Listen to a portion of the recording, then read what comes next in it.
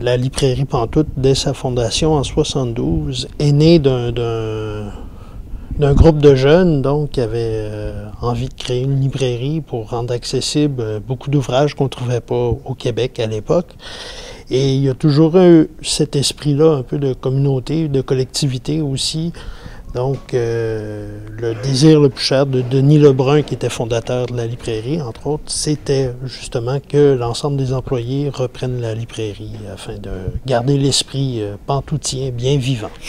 Ben, ça a pris un certain temps. Denis, qui était tout près de la retraite à l'époque, avait commencé à en parler, disons, il y a 6-7 ans de ça. Là, il avait déjà commencé à sonner l'alarme un peu, comme quoi il désirait que l'ensemble des employés ou des employés reprennent la librairie. Puis bon, la plupart de nous, on est des libraires. On ne connaît pas trop le labyrinthe du monde des affaires et comment une entreprise peut être prise et sous quelle forme et tout ça.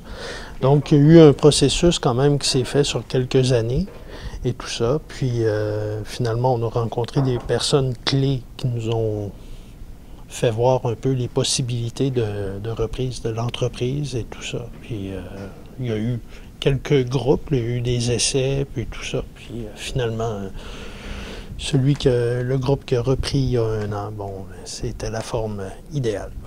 Le fait que ce soit une coopérative qui détient un bloc d'action, ça amène un certain, disons, niveau de motivation au sein de l'entreprise aussi. Les employés, les membres de la coopérative ont quand même, travaillent peut-être plus consciencieusement parce qu'ils sont plus près justement des décisions. C'est ça, je pense qu'il y a un désir, pas un désir, mais un sentiment d'appartenance aussi qui se développe. Puis, donc ça responsabilise un peu plus le travail.